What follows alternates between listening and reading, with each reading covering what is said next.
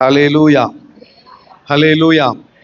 இந்த அருமையான காலவெளியிலே பழைய ஏற்பாட்டின் தீர்க்க தரிசனமும் புதிய ஏற்பாட்டின் அது நிறைவேறுதலும் என்கின்ற தலைப்பிலே அடுத்ததாக ஒரு முக்கியமான பகுதியை நாம் இன்றைக்கு தியானிக்க போகிறோம். இன்றைக்கு நாம் தியானிக்க போகிறது ஆண்டவராகிய இயேசு கிறிஸ்துவின் சிலுவை பாடுகள். ஹல்லேலூயா.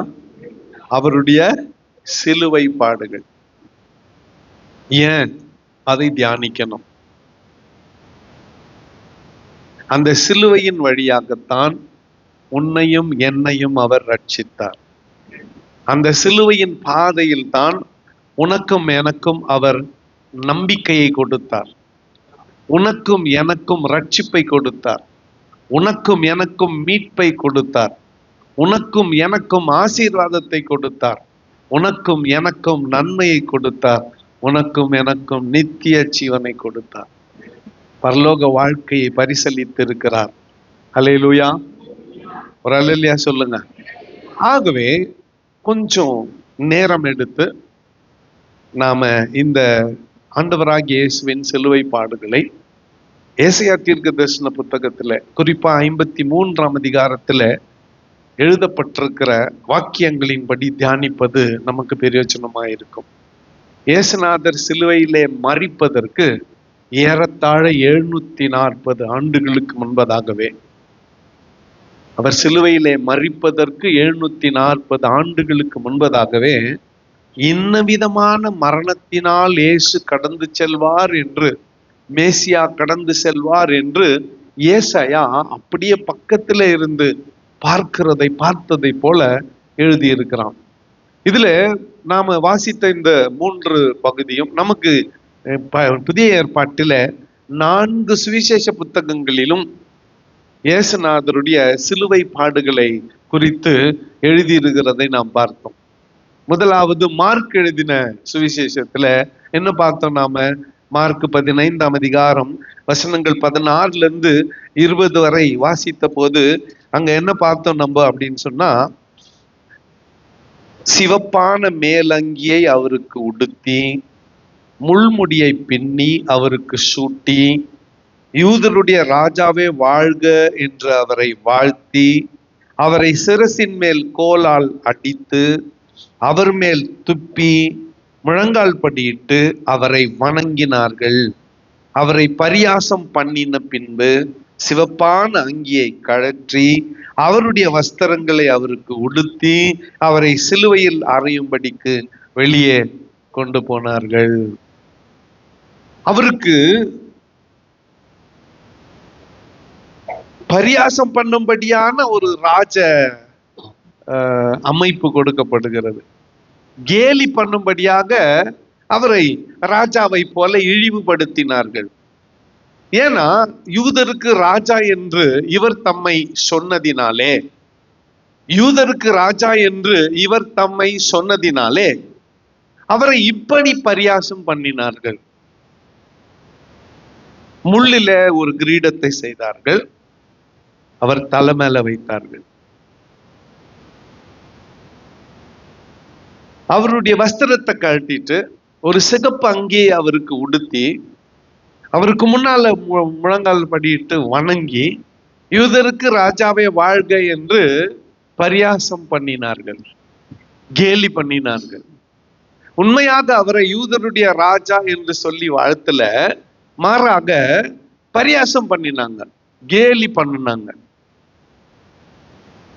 அவர் நம்முடைய மீறுதல்கள் நிமித்தத்தான் இவைகளை ஏற்றுக்கொண்டார் என்று ஏசாயாவிலே நாம் வாசிக்கிறோம். இந்த பரியாசத்தை அவர் நம்முடைய மீறுதல்களின் நிமித்தம் ஏற்றுக்கொண்டார், நம்முடைய அக்கிரமங்கள் நிமித்தம் சுமந்து கொண்டார், நம்முடைய பொல்லாத சிந்தனைகளின் நிமித்தம் அவருடைய தலைக்கு என்ன சூட்டப்பட்டுச்சு? முள்முடி சூட்டப்பட்டுச்சு.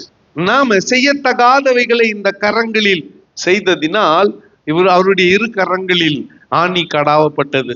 நாம போகக்கூடாத இடங்களுக்கு நடந்து போனபடியால் அவருடைய கால்களுக்கு ஆணி கடாவப்பட்டது. சரி, நம்முடைய மீறுதல்களின் நிமித்தம் அவர் காயப்பட்டார். நம்முடைய அக்கிரமங்களின் நிமித்தம் அவர் நொறுக்கப்பட்டார். நமக்கு சமாதானத்தை உண்டு பண்ணும் ஆக்கினை அவர் மீது வந்தது. அவருடைய தழும்புகளால் குணமாகிறோம். குறிப்பா அவரை பரியாசம் பண்ண விதம், எப்படி அவரை பரியாசம் பண்ணினார்கள்? 27ஆம் அதிகாரம் மத்தேயுல அவர் மேல் துப்பி அந்த கோலை எடுத்து அவரை சிரசில் அடித்தார்கள். அவரை பரியாசம் பண்ணின பின்பு அவருக்கு உடுத்திய மேலங்கியை கழட்டி அவருடைய வஸ்திரங்களை அவருக்கு உடுத்தி அவரை சிலுவையில் அறையும்படி கொண்டு போனார்கள்.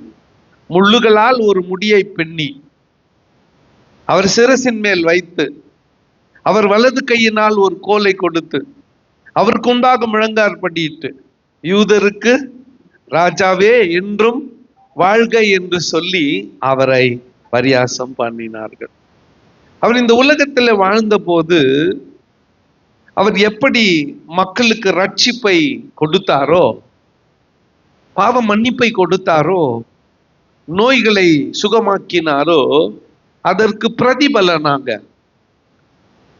அவரிடத்திலே நன்மை பெற்றுக்கொண்டவர்கள், அவரிடத்திலே சுகத்தை பெற்றுக்கொண்டவர்கள், அவர் மூலமாய் விடுதலை பெற்றுக்கொண்டவர்கள், பிணியாளிகளை அவர் சுகமாக்கினார், நமக்கு தெரியும். வியாதியஸ்தரை சொஸ்தமாக்கினார், நமக்கு தெரியும். நோய் உள்ளவர்களை குணமாக்கினார், நமக்கு தெரியும். பிசாசின் பிடியிலே இருந்தவர்களை விடுதலையாக்கினார். யாராலும் செய்ய முடியாத அற்புதங்களை அவர் செய்தார். குருடருக்கு பார்வை அளித்தார், ஊமையரை பேச வைத்தார், முடவரை நடக்க வைத்தார், மரித்தோரை உயிர்த்தெழ வைத்தார். அற்புதமான 3 உதாரணங்கள். லாசருவை உயிரோட கொண்டு வந்தது, நாயின் விதவையினுடைய மகனை உயிரோடு கொண்டு வந்தது, யவீரனுடைய மகளை உயிரோடு கொண்டு வந்தது என்று சொல்லி அநேகர். யோவான் எழுதுகிறார், இயேசுநாதர் செய்த அற்புதங்களை எல்லாம் எழுதி வைக்க புத்தகம் கொள்ளாது, அவ்வளோ பெரிய புக்கு பத்தாது, அவ்வளோ அற்புதங்களை அவர் செய்தார் என்று சொல்லி நமக்கு சுவிசேஷ புத்தகங்கள் சொல்லுகிறது. ஆனால் அதே சுவிசேஷ புத்தகங்கள் தான் எந்த ஜனத்துக்கு அவர் நன்மை செய்தாரோ, எந்த ஜனம் அவரை ஓசன்னா தாவீதின் குமாரனுக்கு ஓசன்னா உன்னதத்திலிருந்து வருகிறவர் ஸ்தோத்தரிக்கப்பட்டவர், கர்த்தருடைய நாமத்தினாலே வருகிறவர் சோத்தரிக்கப்பட்டவர்னு சொன்னாங்களோ, அதே மக்கள் இவனை சிலுவையில் அறையும் என்று 3 நாளுக்குள்ள திரும்பிட்டாங்க. ரொம்ப ஒரு 5 வருஷம் பொறுத்து இல்ல, 5 வருஷம் பொறுத்து இல்ல, 3 நாள், 4th டே, 4வது நாள் அவரை சிலுவையில் அறைய ஒப்பு கொடுத்து விட்டார்கள். 4 நாள்ல ஜனக்கூட்டம் அவருக்கு விரோதமாய் திரும்பி விட்டது. அப்போ ஆண்டவருடைய பிள்ளைகளாகிய நாம் கூர்ந்து கவனிக்க வேண்டிய ஒரு விஷயம் இருக்கிறது. யார் நம்மை வாழ்த்துகிறார்களோ அவர்களே நம்மை தூற்ற போகிறார்கள். யார் உன்னை ரொம்ப நல்லவருன்றாங்களோ அவரே அவனா அப்படின்னு போறாங்க. ஆகவே எங்க ஐயா மாதிரி யாரெல்லாம் நீங்க சொன்னா நான் நம்புறது இல்லை. சரின்னு கேட்டுக்கிறது, கொஞ்சம் தூரம் போய் ஆண்டவரே கொஞ்சம் அவங்க கிட்ட இருந்து என்ன காப்பாத்திரு, ஏன்னா என்ற ஒரு நாள் இவர்கள் நமக்கு விரோதமாய் பேச போகிறார்கள். இயேசுநாதரே அதற்கு விதி விலக்கில்லை, நீயும் நானும் ஏமாத்திரம். இன்னைக்கு ஏசாயா தீர்க்க தரிசன புத்தகத்துல போறதுக்கு முன்னால இங்க இந்த 4 சுவிசேஷ புத்தகத்திலும் சொல்லப்பட்டிருக்கிற இந்த பகுதி யோசனை பண்ணி பாருங்களேன். ராத்திரி ஒரு 10 மணி போல கெத்செமனே தோட்டத்துல அவரை கைது செய்தார்கள். கைது செஞ்ச அந்த நடுராத்திரியில 4 இடத்துக்கு அழைச்சிட்டு போனாங்க. பிரதான ஆசாரியன் வீட்டுக்கு அண்ணா, அங்கிருந்து இன்னொரு பிரதான ஆசாரியன் வீட்டுக்கு காய்பா, அங்கிருந்து ஏரோது கிட்ட, அங்கிருந்து பிலாத்து கிட்ட, திரும்பவும் ஏரோது கிட்ட, தண்டனை மண்டபத்துக்கு. அங்க ஒரு சென்டர்ல ஒரு பில்லர் இருக்கும், ஒரு பில்லர், ஒரு தூண் இருக்கும். அது வாரினால் அடிப்பிக்கிறவர்களை கட்டி அடிக்கிற தூணு. அந்த தூண்ல அவர் கைகளை கட்டி அவரை கொஞ்சம் பெண்ட் பண்ண வச்சு ரோமன் விப்பிங், ரோம சாட்டையாலே அவரை 1 குறைய 40 அடி அடித்தார்கள். அவருடைய முகம் மாறுபட்டது, அகோரமானது. ஆண்டவராகிய இயேசு கிறிஸ்துவை சொல்ல வேண்டுமானால் அவர் 10,000ங்களில் சிறந்தவர், 10,000ங்களில் சிறந்தவர், வெண்மையும் சிகப்புமானவர், தலை தங்கமயமானவர், தலைமயிர் சுருளானவர். அவரை பத்தி சொல்லிக்கிட்டே போலாம். அப்பேற்பட்ட பேரழகு படைத்தவர் அவரைத்தான், அப்படிப்பட்ட மேசியாவைத்தான், அப்படிப்பட்ட ஆத்ம நேசரைத்தான், அப்படிப்பட்ட ஸ்வீட் லவரைத்தான், அப்படிப்பட்ட ஸ்வீட் லவரைத்தான் நாம் விரும்பத்தக்க ரூபம் அவருக்கு இல்லாதிருந்தது என்று ஏசாயா வர்ணிக்கிறான். ஏசாயாவுக்கு ஒரு பேரு, மேசியாவை கண்ட ஏசாயா. அவனுக்கு ஒரு பேரு. எனக்கு ரொம்ப இஷ்டமான புக்கு ஏசாயா புத்தகம், தீர்க்க தரிசன புத்தகம். ஏசுநாதருடைய பிறப்பையும் மரணத்தையும் ஒருவனே வர்ணித்தான் என்று சொன்னால் அது யார் மட்டும்தான்? ஏசாயா மட்டும்தான். பிறப்பையும் அவனே சொன்னான், அவர் என்ன மரணத்தினால் தேவனை மகிமைப்படுத்த போகிறார் என்று இறப்பையும் சொன்னான். கொஞ்சம் வித்தியாசமாக 5ஆம் 6ஆம் வசனங்கள், ஏசாயா 50க்கு கொஞ்சம் திருப்புங்க. ஏசாயா 50ஆம் அதிகாரம் 5ஆம் 6ஆம் வசனங்கள். Isaiah chapter 50 verses 5 and 6. கர்த்தராகிய ஆண்டவர் செவியை திறந்தார், நான் எதிர்க்கவும் இல்லை, நான் பின்வாங்கவும் இல்லை. அடிக்கிறவர்களுக்கு என் முதுகையும் தாடை மயிரையும், பிடுங்குகிறவர்களுக்கு என் தாடைகளையும் ஒப்பு கொடுத்தேன். அவமானத்துக்கும் உமிழ் நீருக்கும் என் முகத்தை நான் மறைக்கவில்லை. இவர் எப்படிப்பட்டவர்? இவர் யார்? இவர் யாரு? வேலைக்காரனா? அடிமையா? கை உக்காரன்னா உட்கார வேண்டிய ஆளா? நில்லுன்னா நிக்க வேண்டிய ஆளா? இல்ல. the only begotten son, பிதாவாகிய தேவனுக்கு ஒரே பேரான குமாரன். அல்லேலூயா சொல்லுங்க. இவர் எப்படிப்பட்டவர்? ஒரே பேரான குமாரன். எதெல்லாம் பிதாவுக்கு சொந்தமோ அதெல்லாம் இவருக்கு சொந்தம். எதெல்லாம் ஆண்டவருடையதோ அதெல்லாம் இவருடையது. ஓனர் ஆஃப் எவ்ரிதிங், எல்லாவற்றுக்கும் உரிமையாளர்.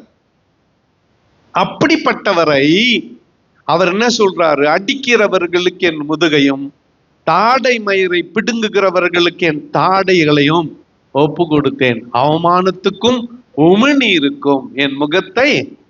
இந்த மாதிரி அவமானப்பட்டவர்கள் யாரும் இருக்க முடியாது. இங்க யாருன்னா இருக்கிறோமா? அப்படி தப்பி தவறி கோபத்துல யாருன்னா பூன்ட்டாங்கன்னு வச்சுக்கோங்களேன், நம்ம பூன்றோம் இல்ல, அடி வயிற்றுல இருக்கிற எல்லா உமிழ்நீரையும் ஒன்னா சேர்த்து துப்புறோம். நம்ம யாரும் கோபத்துல சொல்லிட்டாங்க, அப்படி பண்ணிட்டாங்க, போ அப்படின்ட்டாங்க. அதுவும் நீங்க கவனிச்சீங்கன்னா துப்பு போன்றவங்க அங்க தக்குன்னு நம்ம மேலதான் துப்பிக்குவாங்க. ஆனா நீ என்ன பண்றது? மொத்த எச்சிலையும் ஒன்னா சேர்த்து. அவர் அப்படி பண்ணல, அமைதலாய் அதை ஏற்றுக்கொண்டார். அவமானத்துக்கும் உமிழ்நீருக்கும் என் முகத்தை அவர் மறைக்கவில்லை. இதை கற்பனையிலே காட்சிப்படுத்தும் பொழுது சற்றுமே சம்பந்தம் இருக்காது, கொஞ்சம் கூட தொடர்பு இருக்காது. ஒருத்தன் ஓடி வந்து என்ன பண்ணுவான்? அவரை ஒரு கன்னத்துல, போன முறை சொன்ன நான், அந்த ஒரு கன்னத்தில் வலது கன்னத்தில் அறைந்தான்ற காரணத்தை சொன்னேன். அருமையான ஆண்டவருடைய பிள்ளைகளே, இத்தனை அவமானத்தை அவர் உனக்காக எனக்காக சுமந்து கொண்டார். 53ஆம் அதிகாரத்துக்கு திருப்பி அங்கே குறிப்பாய் சில வசனங்களை உங்களுக்கு நான் நினைப்பூட்டும்படியாய் விரும்புகிறேன். நினைப்பூட்டி நாம கடந்து செல்லலாம்.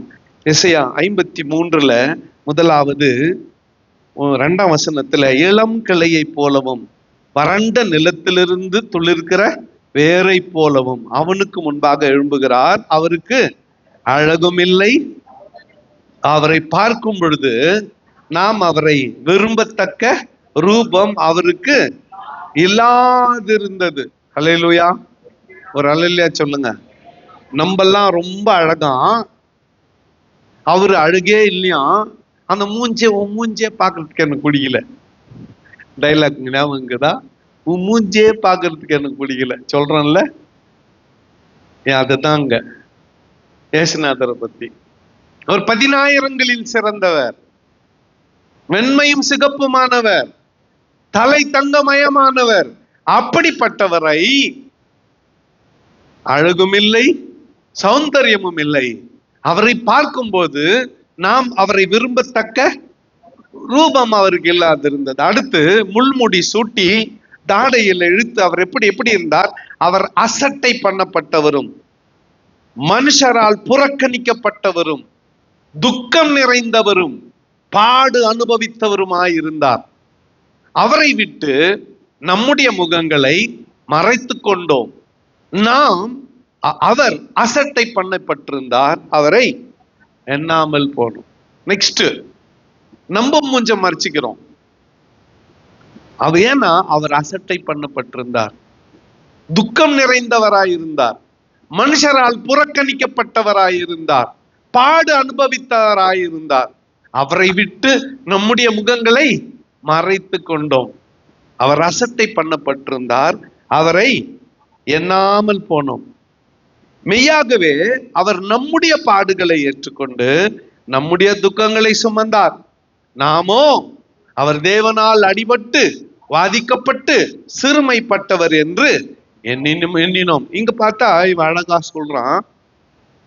நம்ம என்ன பண்ணோம்னா, அவர் தேவனால் அடிக்கப்பட்டு வாதிக்கப்பட்டு சிறுமைப்பட்டவர் என்று நினைத்து விட்டோம். ஆனா மாறாக அவர் அந்த நிலைமைக்கு போக காரணம் நம்முடைய மீறுதல்கள், நம்முடைய அக்கிரமங்கள். நம்முடைய மீறுதல்களின் நிமித்தம் அவர் காயப்பட்டார், நம்முடைய அக்கிரமங்களின் நிமித்தம் அவர் நொறுக்கப்பட்டார். இதுதான் உண்மை.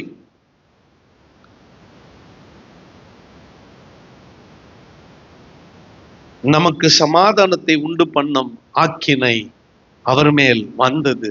அவருடைய தழும்புகளால் குணமாகிறோம். நம்முடைய மீறுதல்கள் தான் காரணம், நம்முடைய அக்கிரமங்கள் தான் காரணம், நம்முடைய கீழ்ப்படியாமை தான் காரணம். அவர் இத்தனை பாடுகளுக்கும் உட்படுத்தப்பட்டதற்கு காரணம் நான் தான். ஆனா நான் என்ன சொல்றேன்? இவர் தேவனால் கைவிடப்பட்டவர், இவர் தேவனால் புறக்கணிக்கப்பட்டவர், ஆண்டவர் இவரை கைவிட்டார் என்று விரல் நீட்டுதலை அவரை நோக்கி திருப்புகிறோம். ஆனால் அவர் அத்தனை பாடுகளையும் நமக்காக ஏற்றுக்கொண்டார். நமக்கு சமாதானத்தை உண்டு பண்ணும் ஆக்கினை அவர் மீது வந்தது. முக்கியமான ஒரு வார்த்தை, அவருடைய தழும்புகளால் நாம் எல்லாரும் ஆடுகளை போல வழி தப்பி திரிந்து அவனவன் தன் வழியிலோ போனோம். கர்த்தரோ நம்ம எல்லாருடைய அக்கிரமத்தையும் அவர் மீது விழப்பண்ணினார். அவர் நெருக்கப்பட்டும் ஒடுக்கப்பட்டும் இருந்தார், ஆனாலும் தம்முடைய வாயை அவர் திறக்கவில்லை. அடிக்கப்படும்படி கொண்டு போகப்படுகிற ஒரு ஆட்டுக்குட்டியை போலவும், தன்னை மயிர் கத்தரிக்கிறவனுக்கு முன்பதாக சத்தமிடாது இருக்கிற ஆட்டை போலவும் அவர் தம்முடைய வாயை திறவாதிருந்தார். நம்ம எல்லாருக்கும் ஆண்டவருக்கு பல பேரு. அதுல ஒண்ணு, இஸ் அவர் அட்வொகேட், பரிகார், நமக்காக பரிந்து பேசுகிறவர். ஆண்டவர் நாம் எப்படிப்பட்டவர் சொல்லுங்க? அவருடைய நாமத்துல ஒன்று, நமக்கு அட்வொகேட் அவர் தான். நமக்காக ஆண்டவரிடத்துல வக்காலத்து ஃபைல் பண்றவர் அவர் தான். நமக்காக ஆண்டவரிடத்துல முறையிடுறவர் அவர் தான். அவருடைய ரத்தத்தினால தான் தைரியமாய் நம்மால கிருபாசன தண்டையிலே போய் சேர முடிகிறது. ஆனால் அவர் தம்முடைய வாயை திறக்கவில்லை. இதுல ஒரு சூப்பர் பாடம், எல்லாம் கவனிக்கிறீங்களா? ஒரு முக்கியமான வாழ்க்கையின் தத்துவத்தையே இன்னைக்கு நான் சொல்ல போறேன். இத ஒரு வாரம் கடைபிடிச்சீங்கன்னா உங்க ஆவிக்குரிய வாழ்க்கையில இன்னொரு நிலைமைக்கு போயிடுவீங்க. வாய் திறக்காம இருந்தீங்கன்னா.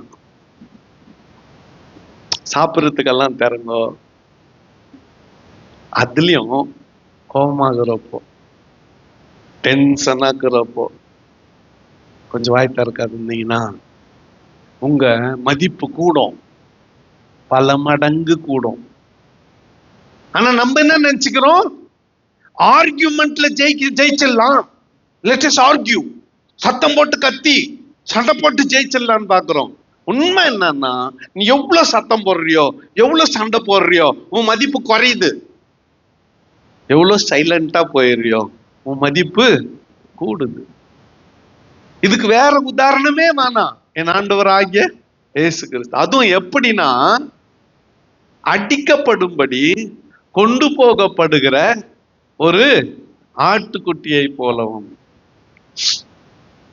சமீபமா ஒரு நாள் கறிக்கடையில நின்னுந்தேன். ஒரு ஒரு நல்ல வாட்ட சாட்டமான ஒரு ஆடு, பக்கத்துல அதை விட கொஞ்சம் சின்ன ஆடு. இது ரெண்டுத்தையும் உள்ள கூட்டின்னு போறாங்க. உள்ள கூட்டின்னு போறதுக்கு முன்னால அங்க நின்று பார்த்துன்னுக்கிறேன். இந்த நல்லா ஹெவியா இருக்குது இல்ல, அது அப்படியே எகிரி அந்த கொஞ்சம் பலவீனமான ஆட்டுக்குது இல்லையா, அதை குத்தி இப்படி தள்ளிச்சு. அதுவும் குத்து வாங்கிக்கின்னு தலைக்கீழ போட்டுக்குச்சு. கொஞ்ச நேரம் கழிச்சு குத்தி தள்ளிச்ச அந்த ஆட்டு தள்ளியத்தான் ஃபர்ஸ்ட் வெட்டிட்டான். அங்க கசாப்பு கடை கிட்ட, கறிக்கடை கிட்ட போனா இதெல்லாமா பாக்குறேன், நான் வேற என்னத்தை பாக்குறது, எங்க நமக்கு தகவல் கிடைக்குமோன்னு பார்த்துன்னுக்கிறேன்.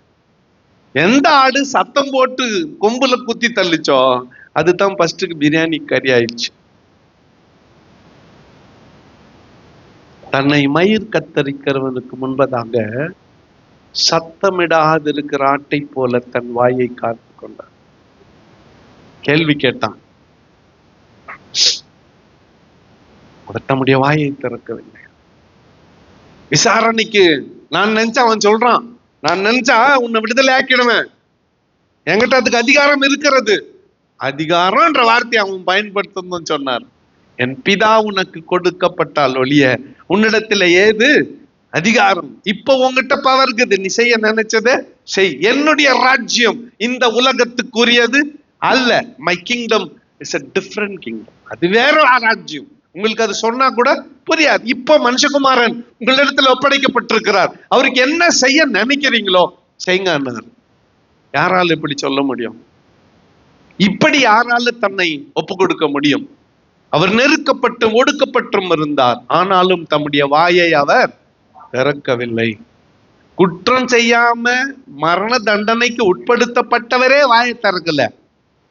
எல்லா தப்பும் பண்ணது நம்பத்தான் சுட்டி காமிச்சிட்டாங்க. அத்த நீ இப்படி சொன்னியன்ட்டு உடனே நம்மளுக்கு தலைக்கு என்ன ஏறித்த கோபம் ஏறி, என்ன இப்படி சொன்னியன்னா, நீ சொன்னிய அது பரவாயில்லையா, அது பரவாயில்ல. அநியாயம்,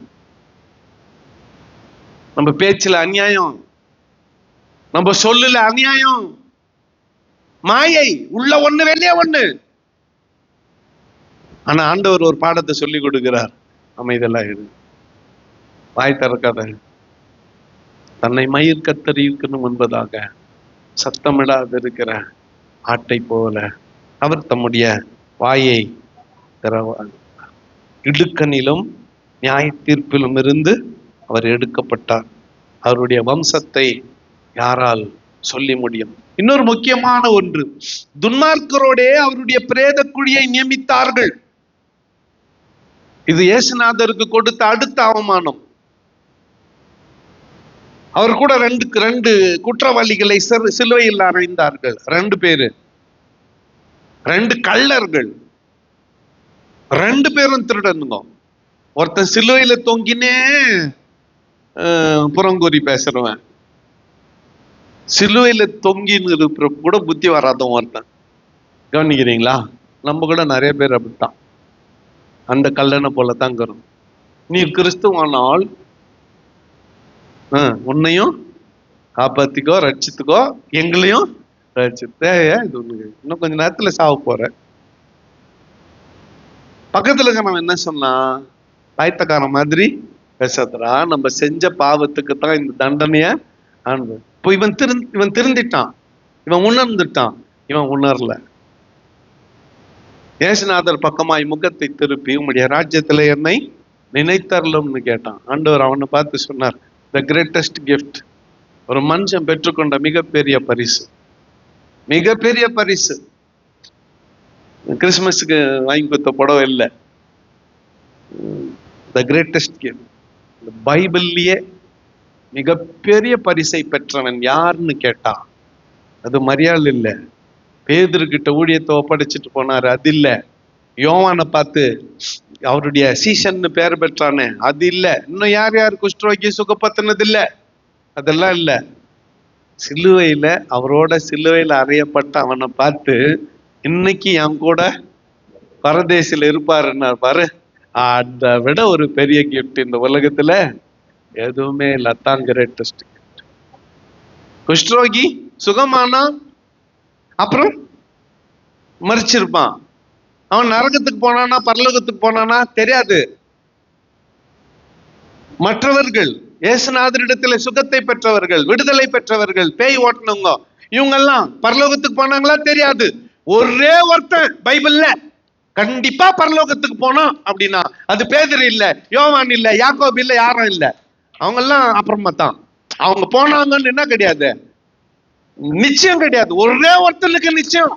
அது யாருன்னா, ஆண்டவரே உம்முடைய ராஜ்யத்தில் என்னை நினைத்தரலன்னு சொன்னான் பாரு, அவன் தான் கண்டிப்பா எங்க போயிட்டான், பரலோகத்துக்கு போயிட்டான். சோத்திரம். நம்ம எப்படி?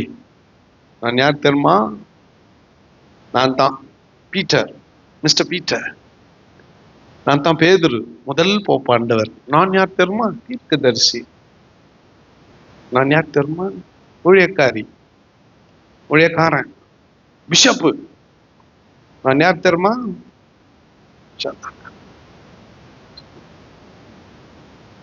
நான் யார் தெரியுமா? வர வீட்டுக்கு ஒரு மரியாதை இல்லை. யார் நீ? நீ பரலோகத்துக்கு போவியான்றது கேள்விக்குறி. ஆண்டவரே உம்முடைய ராஜ்யத்தில் என்னை நினைத்தரலோன்னு கெஞ்சனாம் பாரு, அவன் 100% எங்க போயிட்டான்? அவன் வாழ்க்கை நல்லா இல்ல, அவன் ஜீவியம் நல்லா இல்ல, திருடி இருக்கிறான், கொலை பண்ணி இருக்கிறான், மரண தண்டனை விதிக்கப்பட்டிருக்கிறது. அவனை பார்த்து சொன்னாரு, இன்றைக்கு என் கூட இந்த 53ஆம் அதிகாரம் இயேசுநாதர் பட்ட பாடு. இந்த 53ஆம் அதிகாரத்தினுடைய ரிசல்ட் ஒண்ணு இருக்குது இல்ல, இயேசுநாதர் பட்ட பாடுகளுக்கு ஒரு ரிசல்ட் இருக்குது. ஆமா தானே? ஆமாவா இல்லையா? நம்ம பிரயாசத்துக்கு ஒரு ரிசல்ட் இருக்குது. 1ஆம் தேதியில இருந்து 30ஆம் தேதி வரலாம் வேலைக்கு போறோம். அதுக்கான ரிசல்ட் என்ன? ராத்திரி 12 மணிக்கெல்லாம் அக்கௌண்ட்ல என்ன ஊய்ந்தது? சம்பளம். அதே தான் ரிசல்ட். சம்பள நாள் என்று என்ன வருது நமக்கு? சம்பளம் வருது நம்ம உழைப்புக்கான பலன். இயேசுநாதர் சிலுவையில பட்ட அந்த உழைப்புக்கான பலன் எது தெரியுமா? இன்றைக்கு என்னோடு கூட யார் எங்க இருப்ப? பரதேசில இருப்பேன்னு நீதிமான் ஆகிய பேதுருவை பார்த்து சொன்னதில்ல, யோவானை பார்த்து சொன்னதில்ல, குற்றவாளிய மரண தண்டனை விதிக்கப்பட்டவனை பார்த்து சொன்னாரு, இன்றைக்கு என்னோடு கூட பரதேசியில் இருப்பாய். அப்போ நாம எம்மாத்திரம் எப்படி பரலோகத்துக்கு போறது? ரொம்ப சிம்பிள். ஆனா அதுக்கு ரொம்ப தாழ்மை வேணும். அதுக்கு ரொம்ப என்ன வேணும்? சத்தமா தாழ்மைன்ற வார்த்தையை ஒரு 4 முறை சொல்லுங்க. சொல்லாதவங்களுக்கெல்லாம் பெருமை நிறைந்தவர்கள். பரலோகத்தை நீங்க எட்டி கூட பார்க்க கூடாது. தாழ்மைன்ற வார்த்தையை 4 முறை சொல்லுங்க. ஏன்னா இது இல்லைன்னா என்ன பண்ண முடியாது, பரலோகத்துக்கு போகவே முடியாது. இந்த கல்வன் இயேசுநாதரை பார்த்து உம்முடைய ராஜ்யத்தில் என்னை நினைத்தரலோன்னு சொன்னான். இன்றைக்கு என் கூட துன்மார்க்கரோடு அவருக்கு பிரேத குழியை நியமித்தார்கள். அந்த துன்மார்க்கர் இவர் தான், இவங்க 2 பேர் தான். ஆனால் மரித்த போதோ அவர் ஐஸ்வர்யவான்களோடு இருந்தார். அவர் கொடுமை செய்யவில்லை, அவர் வாயில் வஞ்சனை இருந்ததும் இல்லை. அல்லேலூயா. ஒரு அல்லேலூயா சொல்லுங்க. அவர் கொடுமை செய்யவில்லை, அவர் வாயில் வஞ்சனை இருந்ததும் இல்லை. ஆனா அவரோ நம்ம எல்லாருக்காக, நம்ம எல்லாருடைய ரட்சிப்புக்காக, நம்ம எல்லாருடைய பாவ மீட்புக்காக, நம்ம எல்லாருடைய சுகத்துக்காக, நம்ம எல்லாருடைய விடுதலைக்காக, நம்முடைய மீறுதல்களின் நிமித்தம் அவர் காயப்பட்டார், நம்முடைய அக்கிரமங்களின் நிமித்தம் அவர் நொறுக்கப்பட்டார், நமக்கு சமாதானத்தை உண்டு பண்ணும் ஆக்கினை அவர் மீது வந்தது. இந்த ஒண்ணுனா சொல்லுங்க, அவருடைய தழும்புகளால். அப்படியே வலது கையை தலைமையில வச்சுக்கோங்க. யாருக்கு சுகம் வேண்டும் இந்த காலவெளியில? Who needs healing this morning? இந்த காலவெளியில யாருக்கு சுகம் வேண்டும்? வலது கை அப்படியே தலைமையில வச்சுக்கோங்க. அவருடைய தழும்புகளால் குணமாகிறீர்கள். ஓ, அவருடைய தழும்புகளால் குணம்.